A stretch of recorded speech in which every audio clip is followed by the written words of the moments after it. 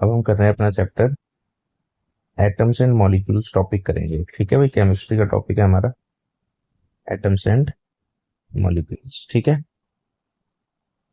तो सबसे पहले शुरुआत करते हैं कि एटम होता क्या है। ठीक है, एटम क्या है? It is the smallest particle of matter. Smallest particle of matter. Smallest मतलब सबसे छोटा पार्टिकल मैटर का। मैटर मतलब जो कुछ भी हमारे आसपास होता है। ठीक है, इससे छोटा कुछ नहीं होता है। ये कुछ ऐसे होता है जैसे दीवार होती है ना। अब दीवार ईंट से ईंट जोड़ के दीवार बनती है। ऐसी एटम से एटम जोड़ के कोई भी चीज बनती है जिसको हम मैटर बोलते हैं, जो भी हमारे आसपास होता है। ठीक है, atom is naturally occurring. Atom naturally nature में प्रेजेंट है। ठीक है, ये हम इंसान बना नहीं सकते एटम को। ठीक, जैसे कि एग्जाम्पल देखेंगे एटम क्या होता है। आप सबने सुना होगा हाइड्रोजन है। ठीक है, जिसका सिंबल क्या होता है? एच होता है।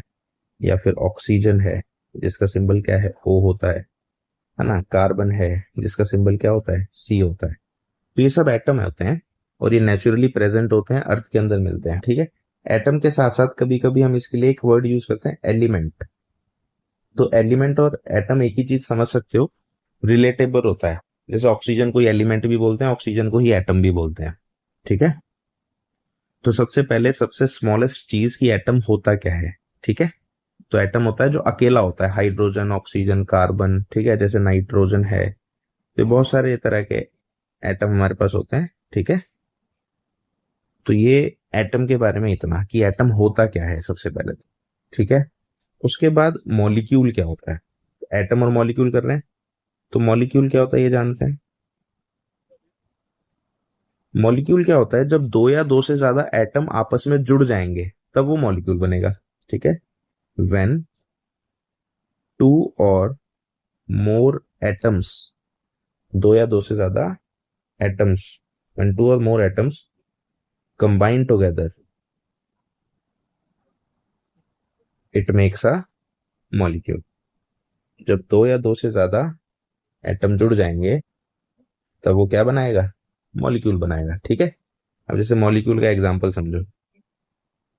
मॉलिक्यूल और एटम में सिर्फ यही फर्क है कि एटम अकेला दिख रहा है ना, मॉलिक्यूल अकेला नहीं दिखेगा। जैसे कि वाटर है, वाटर क्या हो गया? H2O हो गया। ठीक है, या फिर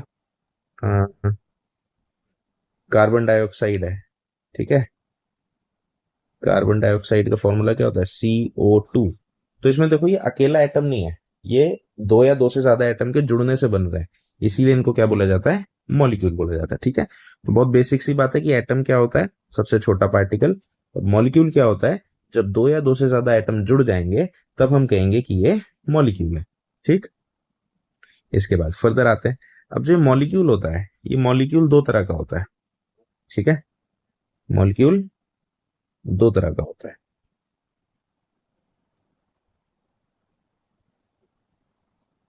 एक को हम बोलते हैं मॉलिक्यूल ऑफ एलिमेंट। ठीक है, और एक होता है मॉलिक्यूल ऑफ कंपाउंड। तो इसके बारे में जानते हैं क्या होते हैं। अब मॉलिक्यूल है तो जाहिर सी बात है कि दो या दो से ज्यादा एटम से तो जुड़ के बनना ही वाला है। लेकिन इन दोनों में क्या डिफरेंस है, एलिमेंट वाले में और कंपाउंड वाले में? तो मॉलिक्यूल ऑफ एलिमेंट क्या होता है? Molecule made up of, molecule जो कि बनता है किससे? To or more elements. दो या दो से ज्यादा एलिमेंट तो मिलेंगे ही मिलेंगे, ये तो हमेशा होता है मॉलिक्यूल में। ऑफ सेम काइंड, लेकिन यहाँ पे जो एलिमेंट होंगे वो बिल्कुल कैसे होंगे? सेम काइंड के होंगे। जैसे कि एग्जाम्पल देखो, एग्जाम्पल से ज्यादा क्लियर होगा। जैसे O2। अब भाई O2 भी तो मॉलिक्यूल है, दो एटम जुड़ गए ऑक्सीजन के, लेकिन दोनों एटम एक जैसे जुड़ रहे हैं ऑक्सीजन के। ठीक है, H2, Cl2, हाँ, N2, एटसेट्रा। तो ये सब क्या है? मॉलिक्यूल हैं, एक ही तरह के एटम जुड़ रहे हैं, इसीलिए इनको मॉलिक्यूल ऑफ एलिमेंट कहा जाता है। ठीक है, जबकि मॉलिक्यूल ऑफ कंपाउंड क्या होता है? मॉलिक्यूल ऑफ कंपाउंड क्या होता है? ये भी मॉलिक्यूल होगा। Molecule made up of two or more elements it is made up of two or more elements of different kind. Different kind मतलब अलग अलग तरह के एलिमेंट जुड़ेंगे इसमें, ठीक है। It is a molecule made up of two or more elements of different kind, अलग अलग तरह के एलिमेंट जुड़ेंगे इसमें, ठीक है। जैसे कि एग्जांपल हो गया H2O। अब इसमें क्या ये भी मॉलिक्यूल है, लेकिन ये अलग अलग तरह के एटम से जुड़ के बना है। CO2, NH3 etcetera.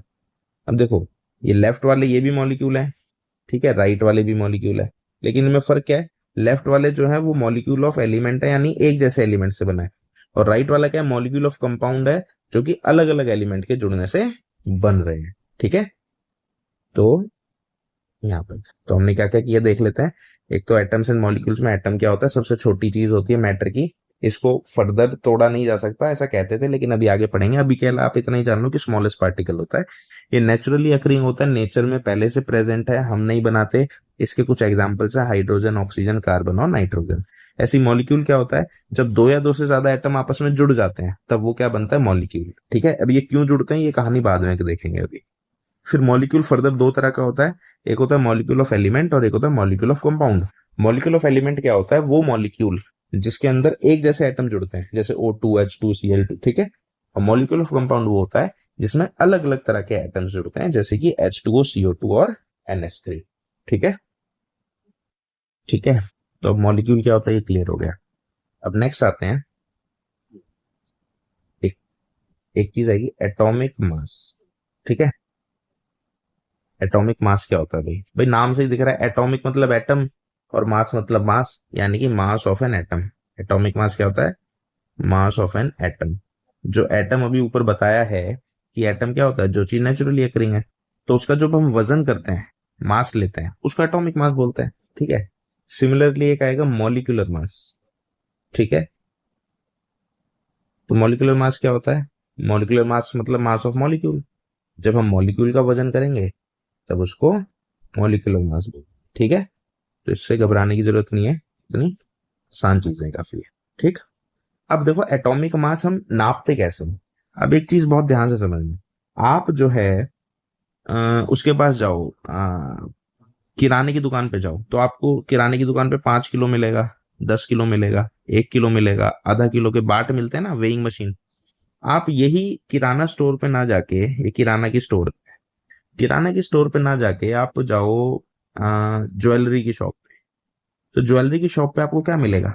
आपको वहां पे 1 ग्राम मिलेगा, है ना, 10 ग्राम मिलेगा, 2 ग्राम मिलेगा, 0.5 ग्राम मिलेगा, 0.1 ग्राम मिलेगा। उसके पास अगर तराजू होगा, और तराजू नहीं होगा तो वेइंग मशीन होगी, तो उसकी रेंज इतनी होगी। ज्वेलर के पास थोड़ी 10 किलो का तराजू मिलेगा आपके पास, जबकि किराना वाले के पास आपको 10 किलो का तराजू मिलेगा। क्यों? क्योंकि जिसका जैसा यूज है उसके पास वैसी फैसिलिटीज अवेलेबल होंगी, ठीक है। ये एक तो ये बात हुई।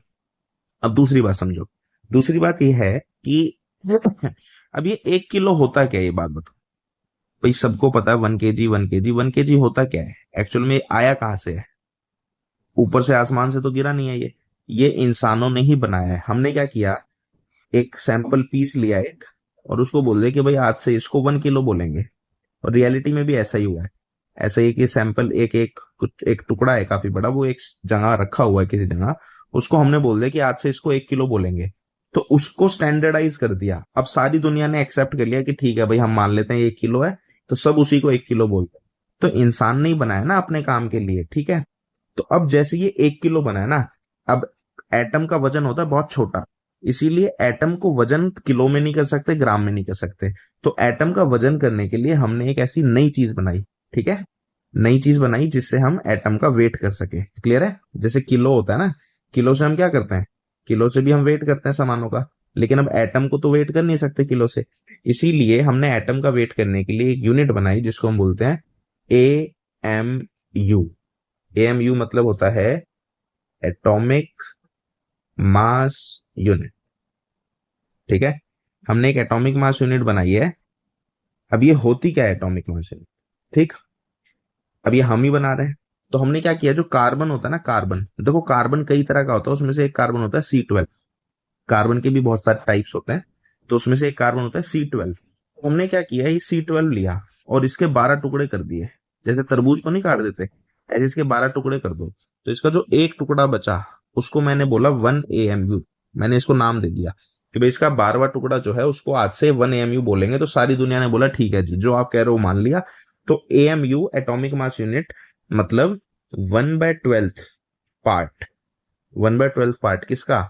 Of an atom. ऑफ कौन सा atom? C12 carbon is 1 atomic mass unit. हमने बोल दिया कि कार्बन 12 के एटम के 12 हिस्से करे हमने, और उसमें से एक हिस्से को 1 एटॉमिक मास यूनिट आज से बोला जाएगा। ठीक है, तो 1 एटॉमिक मास यूनिट क्लियर है क्या होता है? तो 1 एटॉमिक मास यूनिट क्या है? कार्बन 12 का 12वां हिस्सा। ठीक, अब हमने इसको एक तराजू की तरह बना दिया। तो जो एक तो बनाएंगे नहीं, बहुत सारे बनाएंगे। 1 एटॉमिक मास जैसे 1 किलो का एक ही वेइंग, एक ही बाट थोड़ी होता है, दुनिया भर के होते हैं अलग अलग जगह। तो हमने क्या किया, ऐसे बहुत सारे वेट्स बनाए हैं। ठीक है, और उन वेट की मदद से फिर हमने क्या किया, वेट किया अलग अलग चीजों का। फिर हमने पाया कि जो हाइड्रोजन है, हाइड्रोजन जिसका सिंबल H होता है, उसका जो एटॉमिक मास है वो कितना हुआ? 1U। ठीक है, ऐसे ही जो कार्बन है, कार्बन का सिंबल होता है C, उसका एटॉमिक मास कितना आया? 12U। अब कार्बन का तो आना ही था 12, क्योंकि उसके खुद के 12 हिस्से करे हैं, तो हर हिस्से का सारे हिस्से जोड़ोगे तो 12 हो जाएगा। ऐसे ही नाइट्रोजन, नाइट्रोजन जिसका सिंबल है N, उसका वेट कितना आया? 14U। यानी एक तरफ नाइट्रोजन रखोगे ना तराजू के, और एक तरफ 14 ऐसे U रखोगे, ऐसे कार्बन 12 के जो 12 हिस्से की थे ऐसे 14 हिस्से रखोगे, तब वो बराबर आएगा। ठीक है, फिर हमने ऑक्सीजन का वेट किया, ऑक्सीजन का वेट निकला 16U। ठीक है, फिर हमने सोडियम का वेट किया, सोडियम का वेट निकला है 23U। ठीक है, फिर हमने किया मैग्नीशियम का वेट, मैग्नीशियम Mg, मैग्नीशियम का सिंबल Mg है, मैग्नीशियम का वेट निकला 24। ठीक है, इसके जो सिंबल होते हैं ना वो या तो सिंगल लेटर होते हैं, और अगर डबल लेटर होता है तो उसमें पहला कैपिटल और दूसरा स्मॉल होता है, याद रखना हमेशा। ठीक है, ऐसे ही सल्फर, तो सल्फर, ये सारे एटम्स हैं जो सब लिखना है, एटम या एलिमेंट। सल्फर का वेट कितना निकला? 32U। यू का मतलब एटॉमिक मास यूनिट का सिंबल होता है यू, इसका सिंबल क्या होता है? यू। ठीक है, और सल्फर हो गया। फिर निकला क्लोरीन, क्लोरीन मतलब Cl, Cl का वेट निकला हमारा 35.5U। फिर निकला कैल्शियम, कैल्शियम यानी Ca, कैल्शियम का वेट हमारा निकला 40U। ठीक है, तो ये सारे वेट्स आपको लर्न होने चाहिए, ये कैसे भी करके घोल के पी जाने हैं। ठीक है, तो ये वेट आपको लर्न कर लेना है। ठीक, तो ये तो याद रहेंगे। अब इसके बाद होगा क्या, हमको बोलेगा मॉलिक्यूलर मास निकाल के दिखाओ। भाई एटॉमिक मास तो है ही, हमें याद ही है, एटॉमिक मास तो हमको लर्न कर लेना है ये। ठीक है, इसके बाद आपसे बोलेगा कि फाइंड द मॉलिक्यूलर मास। क्या बोलेगा? मॉलिक्यूलर मास निकाल के दिखाओ, फाइंड द मॉलिक्यूलर मास। तो मॉलिक्यूलर मास के लिए फॉर्मूला देगा, जैसे कि मान लो पहला दे दिया CO2, बोलेगा अभी CO2 का मॉलिक्यूलर मास निकालो। तो भाई CO2 का मॉलिक्यूलर मास हम क्या करेंगे, हम ऐड कर करके निकाल लेंगे। CO2 में एक बार कार्बन है और 2 बार ऑक्सीजन है। ठीक है, तो कार्बन का वेट कितना है? 12 है, और ऑक्सीजन का कितना है? 16 और 16। तो इसको ऐड कर लेंगे, 16 दूनी 32 और 44U हो गया। तो हम इंडिविजुअल एटम की मदद से क्या कर सकते हैं, किसी भी मॉलिक्यूल का वेट निकाल सकते हैं। ठीक है, ऐसी जैसे हम NH3 का वेट बोलेगा, तो NH3 के लिए क्या करेंगे, एक बार Na और 3 बार H है। तो हमारा N का वेट कितना होता है? नाइट्रोजन है 14 और हाइड्रोजन है 1, तो 1 को 3 बार करेंगे तो आंसर कितना आ जाएगा? 17U। यानी NH3 का मॉलिक्यूलर मास कितना हो गया? 17U आ गया। तो एटम का मास अगर पता है तो मॉलिक्यूलर का मास हम ऐसे निकाल सकते हैं। ठीक है, तो इसके लिए कुछ नहीं करना, बस फॉर्मूले से देख के और वैल्यू डाल देनी है। अब H2O, इसमें हाइड्रोजन 2 बार है और ऑक्सीजन 1 बार है, तो हाइड्रोजन हो गया 1 + 1 और ऑक्सीजन हो गया 16, तो ये हो गया 18U। ठीक है, तक हमारा मॉलिक्यूलर मास खत्म हो गया। अब एक टॉपिक आएगा हमारा, बहुत इंपॉर्टेंट टॉपिक है, मोल कंसेप्ट। ठीक है, इसको ध्यान से समझेंगे। इसको करने के 2 तरीके हैं, मैं आपको दोनों तरीके बताऊं। ठीक है, तो सबसे पहले मोल कंसेप्ट में 1 मोल का मतलब समझो क्या होता है। 1 मोल MOLE, ठीक है। अब जैसे आपने सुना होगा कि एक दर्जन कितना होता है, 12 होता है कि नहीं होता, ठीक है। ऐसी एक मोल होता है 6.022 इंटू 10 की पावर 23। तो एक बात तो ये समझ लो। अब कोई बोलेगा सर यही क्यों होता है 6.022 10 की पावर 23। अरे भाई एक दर्जन 12 क्यों होता है, ये भी तो सोचने वाली बात है। कहीं ना कहीं तो किसी ना किसी को शुरुआत करनी पड़ती है, फिक्स करना पड़ता है। इसीलिए जैसे एक दर्जन को 12 लिखा गया है, ऐसे एक मोल का मतलब होता है 6.022 इंटू 10 की पावर 23। ठीक है। अब लेकिन एक दर्जन का जो ये तो नंबर होता है, नंबर हुआ 12 नंबर, लेकिन क्या इसका वेट होता है? एक दर्जन का वेट नहीं होता। भाई वेट कितना भी हो इससे फर्क नहीं पड़ता, एक दर्जन का मतलब 12 होता है सिर्फ, है ना। लेकिन एक मोल के अंदर एक और खासियत है कि इसका वजन भी होता है, और वजन क्या होता है? Molar mass. ठीक है। हाँ, वजन क्या होता है? Molar mass. ठीक। तो ये चीज याद रखनी कि दर्जन में नंबर होता है, सिर्फ वजन नहीं होता, लेकिन जो मोल होता है उसमें नंबर भी होता है और मोलर मास भी होता है। ठीक है। तो मोल क्या होता है ये समझो बात। तो इसमें ये तीनों चीजें बराबर होती हैं आपस में। अब मोलर मास क्या होता है, पहले इस पे आते हैं। भाई मोलर मास कुछ नहीं होता। मोलर मास का मतलब होता है सिर्फ एटॉमिक मास, अभी किया ना ऊपर। एटॉमिक मास मतलब एटम का मास, और या फिर मॉलिक्यूलर मास यानी मॉलिक्यूल का mass, expressed in grams. Expressed in grams is called molar mass. अगर उसको ग्राम्स में एक्सप्रेस कर दोगे ना तो उसको मोलर मास बोलते हैं। ठीक है। जैसे कि क्या? जैसे कि हमने अभी किया H2O। ठीक है। H2O का मोलिकुलर मास कितना था? 18U था ना। तो ये तो हो गया मॉलिक्यूलर मास, इसको क्या बोल देंगे? मॉलिक्यूलर मास बोल देंगे। अब मैं आपसे पूछूं इसका मोलर मास बताओ, तो बस 18U की जगह ग्राम कर दो, ग्राम। तो ये हो गया इसका मोलर मास, बस, और कोई फर्क नहीं है। ठीक है। ऐसी जैसे ऑक्सीजन है, ऑक्सीजन का मॉलिक एटॉमिक मास क्या है? 16U। देखो एटम होगा तो एटॉमिक मास होगा, मॉलिक्यूल होगा तो मॉलिक्यूलर मास होगा, तो ये इसका एटॉमिक मास है। ठीक है। लेकिन आपसे मैं पूछूं इसका मॉलिक्यूलर मोलर मास बताओ, तो जो 16 ग्राम है ये इसका मोलर मास है, बस। तो मोलर मास और एटॉमिक मास में सिर्फ इतना ही रिलेशन है, यही होता है कि जब ग्राम्स में लिख देते हैं ना इसको यू की जगह, तो वो मोलर मास कहलाता है। ठीक है। तो वापिस आते हैं हमारे मोल कंसेप्ट पे। ठीक। तो मोल कंसेप्ट में सबसे इंपॉर्टेंट है कि एक मोल का मतलब होता है 6.022 इंटू 10 की पावर 23, और एक मोल का ही मतलब मोलर मास भी होता है। और अगर ये इसके इक्वल है और ये इसके इक्वल है, तो ये दोनों भी तो आपस में इक्वल होंगे। ठीक है। तो ये मोल कंसेप्ट कुछ ऐसा होता है। ठीक है। अब इस कंसेप्ट की और डिटेल में जाते हैं इसको समझने। ठीक है। पहले मैं आपको लंबा रास्ता बता रहा हूं, ठीक है, फिर आपको शॉर्टकट वाला रास्ता बताता है। अब देखो, जैसे भाई मैंने लिखा 1 मोल। अब मैं आपसे दर्जन वाले पे आओ, मानो एक दर्जन अगर मैं केले बोलूंगा, बनाना, तो आप 12 बनाना ही दोगे ना। ठीक है। अब मैं आपसे एक दर्जन एप्पल मांगने लगूं, बोलूं एक दर्जन एप्पल दो भाई, तो आप क्या दोगे? 12 एप्पल ही तो दोगे, 12 बनाना थोड़ी दे दोगे। ठीक है। तो याद रखने वाली बात है, इसीलिए मतलब कहने का मतलब यह है कि जो चीज मांगी जाएगी वही चीज मिलेगी। ठीक है। इसीलिए यहां पे क्या होगा, जैसे एक मोल ऑफ, सपोज करो कुछ भी हो जाए, जैसे कि हाइड्रोजन एटम हो गया। भाई मैंने बोला हाइड्रोजन एटम का 1 मोल है, तो ये किसके बराबर हो जाएगा?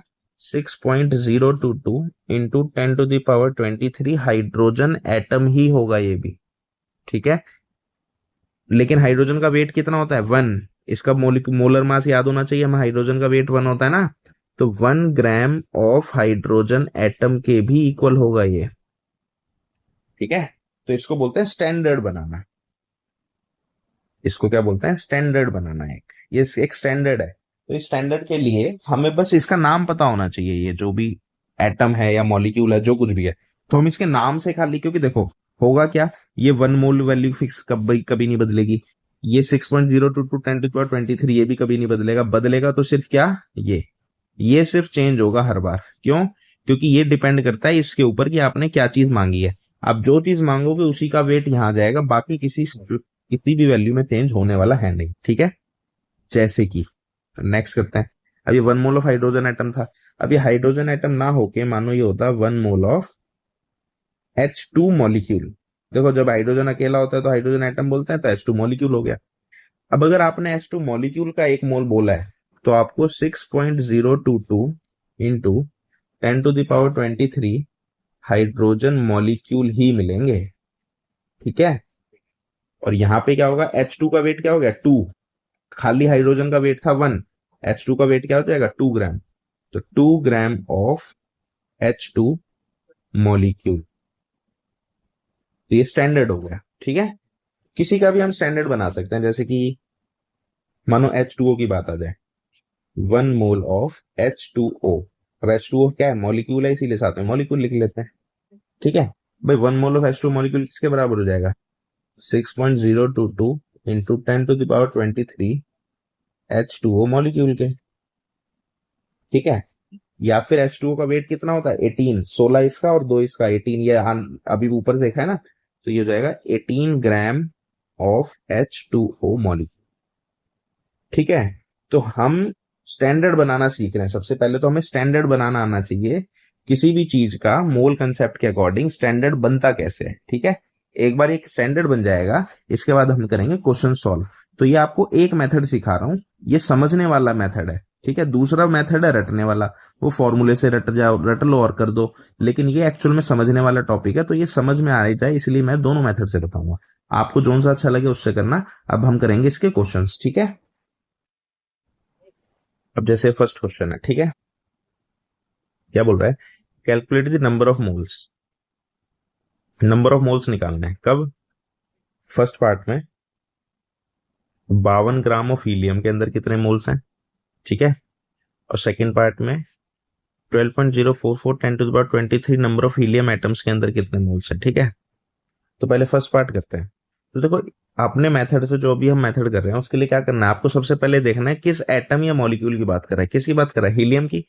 तो आपको जिसकी भी बात कर रहा है उसका एक स्टैंडर्ड बनाना है। तो स्टैंडर्ड के लिए आपको सिर्फ नाम चाहिए होता है।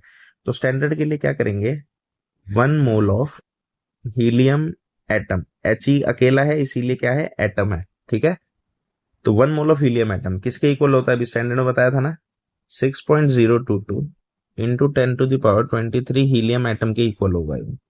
ठीक है, और साथ में ही ये किसके इक्वल भी होता है, 4 ग्राम ऑफ हीलियम एटम, क्योंकि हीलियम का वेट क्या होता है 4 ग्राम होता है। ठीक है, ये आपको याद होने चाहिए नंबर्स। जैसे कैसे याद होंगे, तो जो मैंने ऊपर बताया वो सब तो याद होने ही चाहिए, साथ में जो हम करते जा रहे हैं उनको याद करते जाना। ठीक है, तो हीलियम का 4 ग्राम है, नेक्स्ट बार के लिए याद रखना।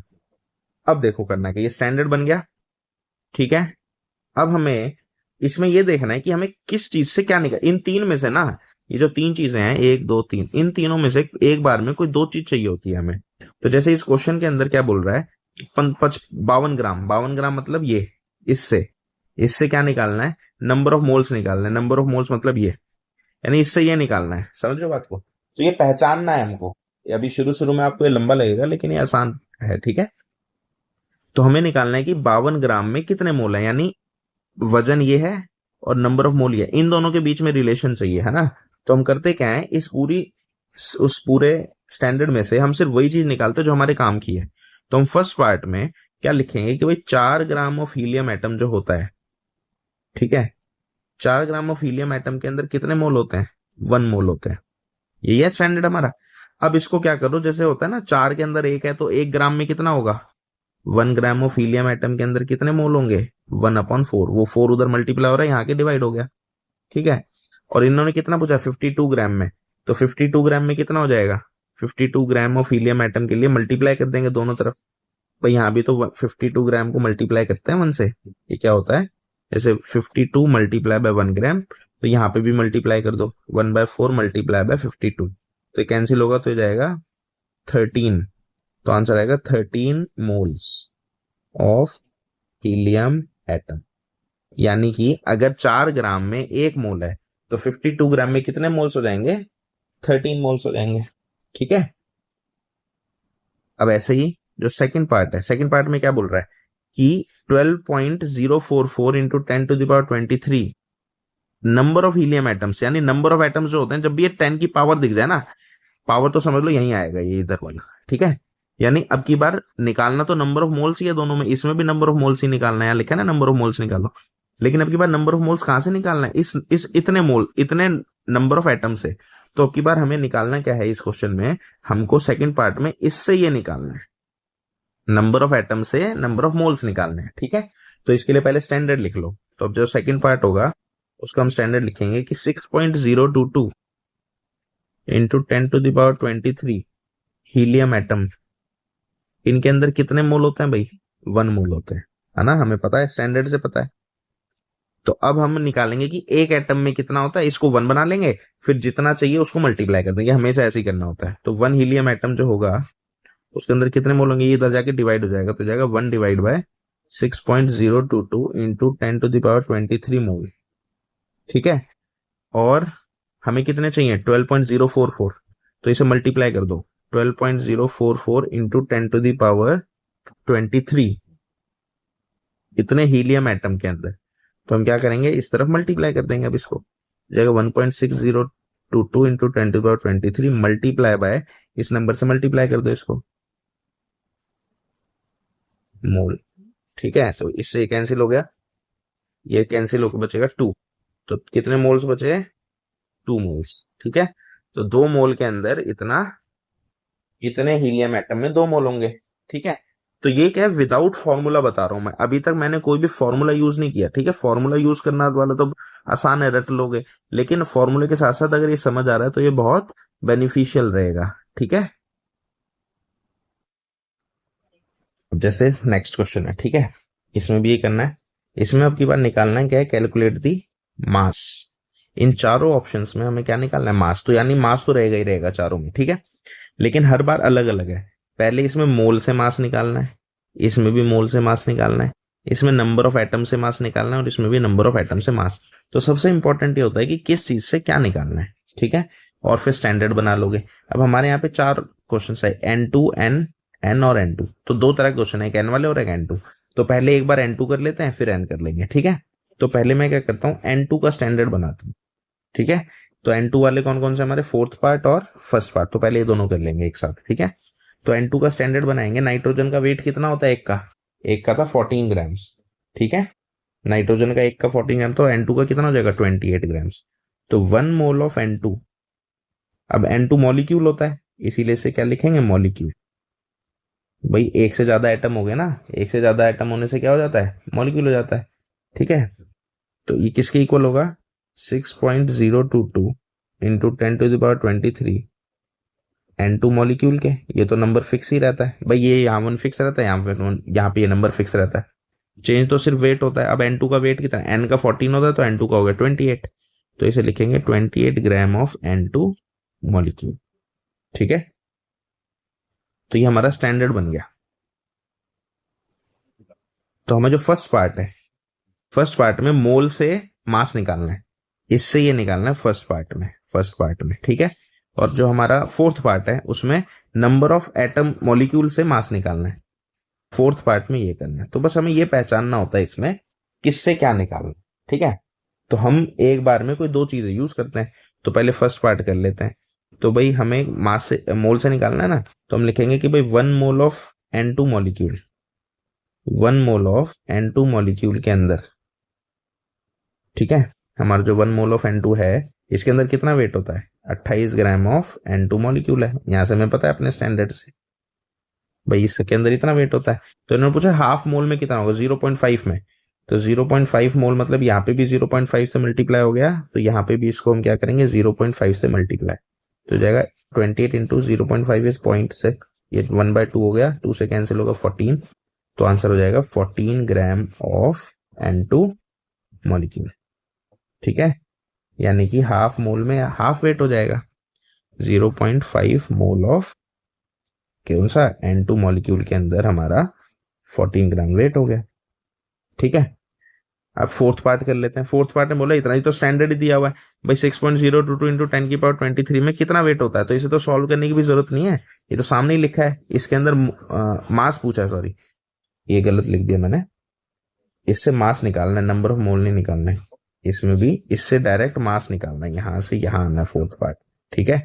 तो लिख देंगे हम, इसका तो स्टैंडर्ड ही है सीधा, तो स्टैंडर्ड लिखो सीधा। तो इसमें क्या लिखेंगे, देखो भाई, फोर्थ पार्ट में लिखेंगे हम, सारा व्यू नहीं आ रहा होगा अभी आपको भाई। 6.022 इंटू 10⁻23 N2 मॉलिक्यूल के अंदर कितना वेट है, हमें स्टैंडर्ड से डायरेक्ट पता है कितना वेट है, 28 ग्राम ऑफ N2। ठीक है, तो फोर्थ पार्ट तो डायरेक्ट ही हो गया, इसमें निकाल सॉल्व ही नहीं करना पड़ा हमें।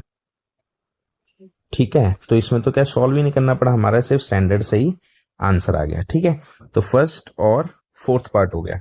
अब जो सेकंड और थर्ड पार्ट है, इसमें नाइट्रोजन एटम की बात कर रहा है, सिंगल एन की, तो इसीलिए इसको दोबारा करते हैं। ठीक है, तो अब सेकंड और थर्ड पार्ट करते हैं, जिसके अंदर सिर्फ क्या है, नाइट्रोजन एन। ठीक है, तो एन के लिए पहले एन का स्टैंडर्ड बनाते हैं भाई। 1 मोल, हाँ, 1 मोल ऑफ नाइट्रोजन एटम किसके इक्वल है, 6.022 इंटू 10⁻23 नाइट्रोजन एटम के। और नाइट्रोजन का वेट कितना आके लगा, 14, तो यहाँ पे 14 ग्राम ऑफ नाइट्रोजन एटम हो गया। कुछ नहीं बदलता इसमें, सिर्फ ये वाला वेट बदलता है हर बार। ठीक है, नाम के अकॉर्डिंग। अब इसने क्या पूछा, 0.5 मोल में कितना मास है। ठीक है, यानी कि मोल से मास पूछ रहा है सेकंड पार्ट में, है ना। और थर्ड पार्ट में पूछ रहा है 3.011 10⁻23 नंबर ऑफ एटम में कितना मास है, यानी इससे ये पूछ रहा है मास, ये थर्ड पार्ट में। तो स्टैंडर्ड हमें ये समझना होता है बस किससे क्या पूछ रहा है। ठीक है, तो कर देते हैं अब इसे सॉल्व। तो अब सेकंड पार्ट में हमसे क्या पूछ रहा है कि 0.5 मोल में कितना है, तो पहले स्टैंडर्ड लिखो इन दोनों का। भाई हमको पता है 1 मोल में कितना था, 1 मोल ऑफ नाइट्रोजन एटम का वेट कितना है, 14 ग्राम है, 14 ग्राम ऑफ नाइट्रोजन है। तो 0.5 मोल में कितना होगा, तो यहाँ पे 0.5 मल्टीप्लाई हो गया नाइट्रोजन से लेफ्ट में, तो राइट में भी मल्टीप्लाई बाय 0.5 ग्राम। तो पॉइंट हट के 10, 5 से 2, 2 से 7 कैंसिल आउट होगी, आंसर बचेगा 7 ग्राम ऑफ नाइट्रोजन। ठीक है, तो 1 मोल में इतना है। ऐसे ही थर्ड पार्ट के लिए, थर्ड पार्ट में पूछ रहा है कि 3.011 इंटू 10⁻23 नाइट्रोजन एटम में कितना वेट है। तो पहले हम स्टैंडर्ड से लिखते हैं भाई, हमारे स्टैंडर्ड के अकॉर्डिंग 6.022 इंटू 10⁻23 नाइट्रोजन एटम के अंदर कितना वेट होता है, 14 ग्राम होता है। ठीक है, तो हमारे एक एटम में कितना हो जाएगा, एक एटम में हो जाएगा, वहां जाके डिवाइड हो जाएगा, 14 डिवाइड बाय 6.022 इंटू 10⁻23 ग्राम हो जाएगा।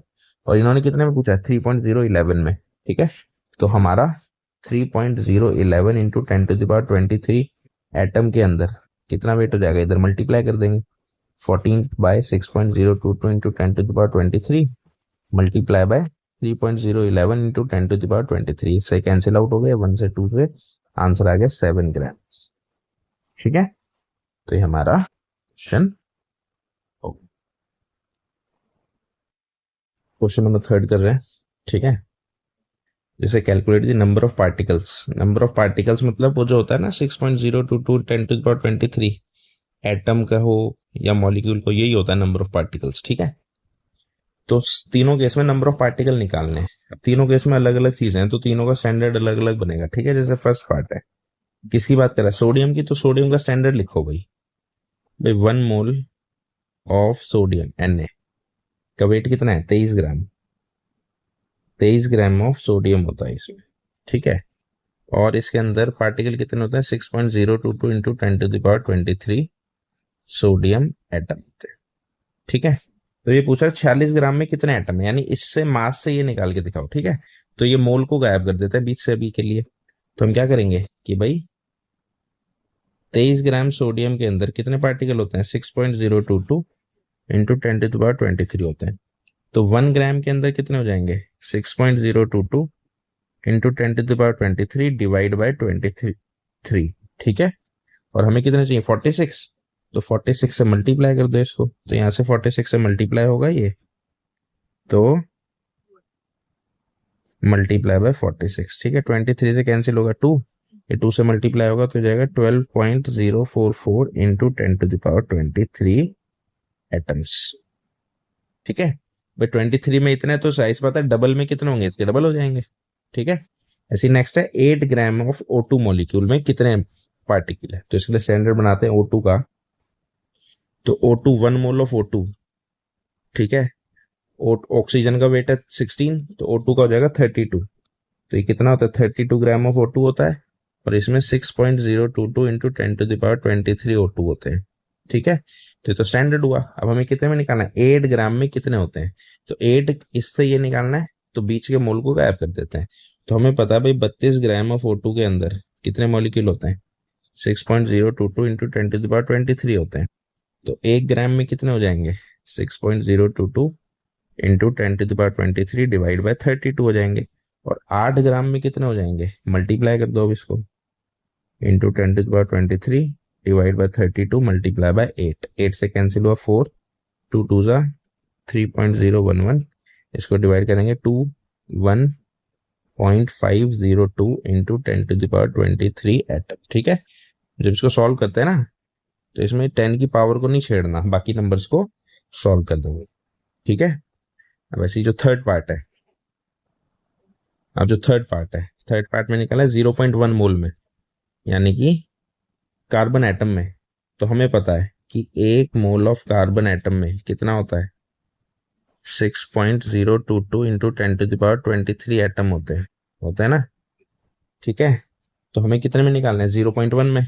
तो 0.1 को मल्टीप्लाई कर दो यहाँ 1 से, और यहाँ पे भी 6.022 इंटू 10⁻23 को मल्टीप्लाई 0.1 से कर दो। तो ये 0.1 मोल के अंदर कितना हो जाएंगे, 6.022 10⁻23 इंटू 1/10 हो गया ये। तो ये पावर माइनस हो जाती है, या 10 की पावर 1 भी लिख सकते हैं इसे। ठीक है, जब ये ऊपर नीचे डिवाइड होता है ना, तो 10 की पावर क्या होगी, 23 माइनस 1 हो जाएगी। तो 6.022 इंटू 10⁻22 एटम्स हो जाएंगे, किसमें, 0.1 मोल ऑफ कार्बन एटम। ठीक है,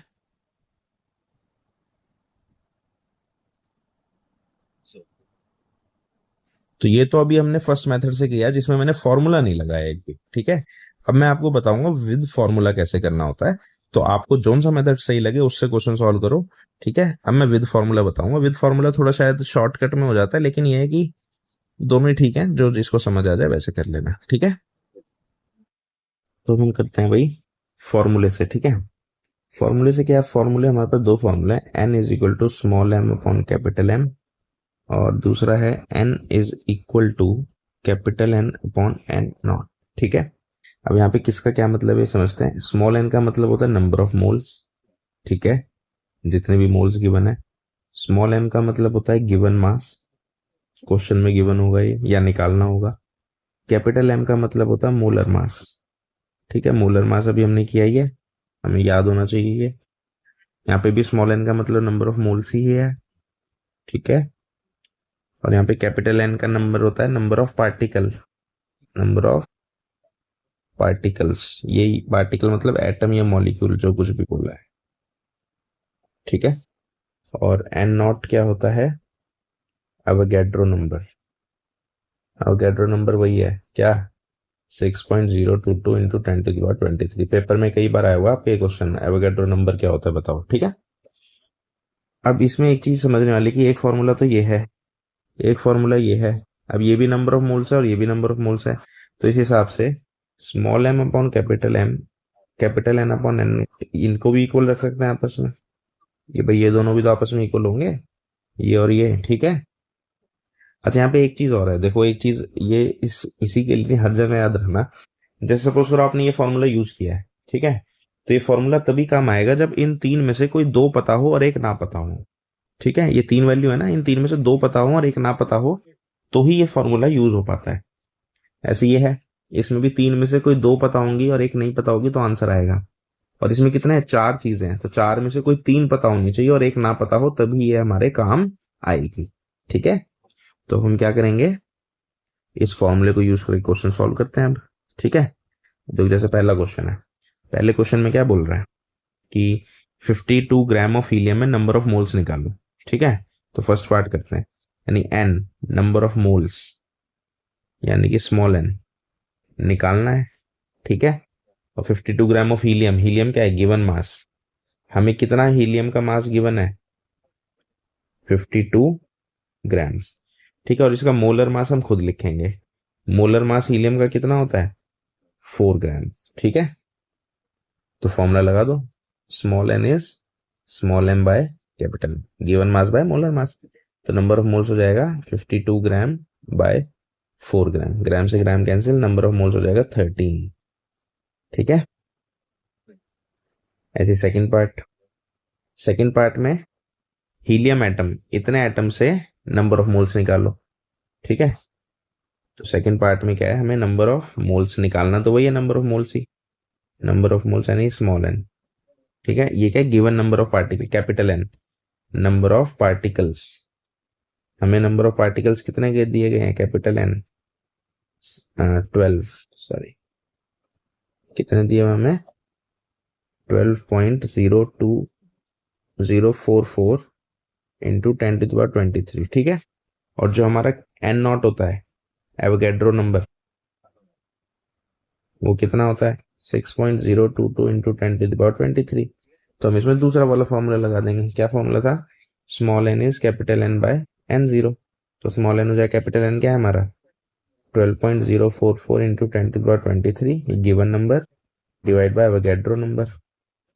ठीक है, इससे कैंसिल हो गया दूसरा, तो नंबर ऑफ मोल्स कितने हो गए 2।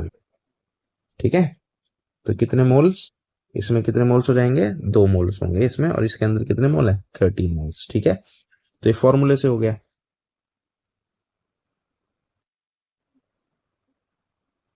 अब ये वाला करते हैं एग्जाम्पल 3.4 का फर्स्ट पार्ट। ठीक है, और फर्स्ट पार्ट में क्या क्या निकालना है, मास निकालना है, स्मॉल एम मास निकालो, किसमें से 0.5 मोल्स में से, यानी नंबर ऑफ मोल दिया है 0.5, किसका N2 गैस का, तो N2 गैस का मोलर मास क्या हो जाएगा, N का होता है 14, तो N2 का हो जाएगा 28 ग्राम्स। ठीक है, तो ये क्वेश्चन है फर्स्ट पार्ट में। ठीक, तो हमारा फॉर्मूला है N is equal to small M by capital M. यहाँ पे small number of moles given है 0.5, मास नहीं गिवन, मोलर मास हमको पता है 28 ग्राम, तो ये इधर आके मल्टीप्लाई हो जाएगा, तो स्मॉल एम क्या हो जाएगा 0.5 मल्टीप्लाई बाय 28, आंसर आ जाएगा 0 से हट के 10, 5 2 जा 2 से कटेगा 14, मास हो जाएगा 14 ग्राम्स। ठीक है, फर्स्ट पार्ट हो गया। सेकंड पार्ट के, अब सेकंड पार्ट में क्या गिवन है, मास निकालना ही है स्मॉल एम। ठीक है, 0.5 मोल नंबर ऑफ मोल्स भी गिवन है। अब की बार लेकिन एन एटम है, तो एन एटम का मतलब क्या है, नाइट्रोजन एटम का मोलर मास क्या होगा, सिर्फ 14 ग्राम होगा। ठीक है, तो फॉर्मूला वही रहेगा, small N is small M by capital N, number of moles, अच्छा given number of moles given है, यहाँ पे मैंने क्वेश्चन मार्क लगा दिया,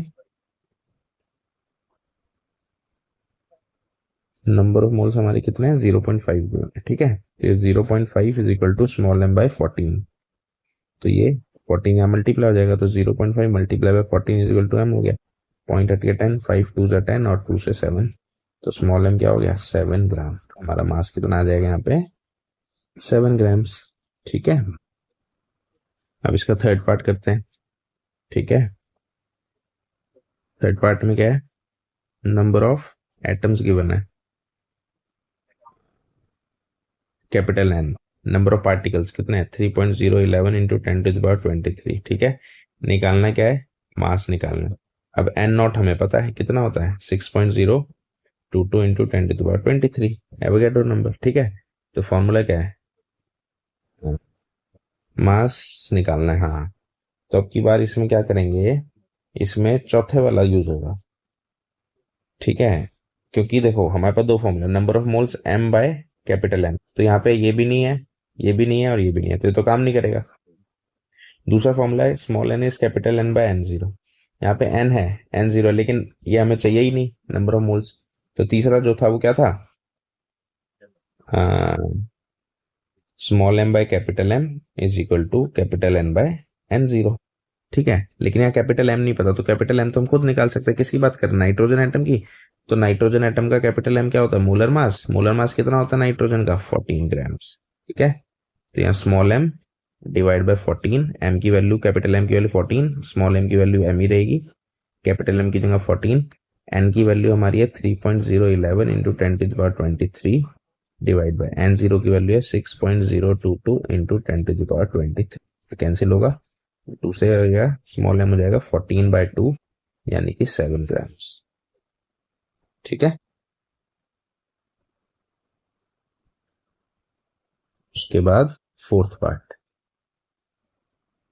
अब फोर्थ पार्ट में करते हैं।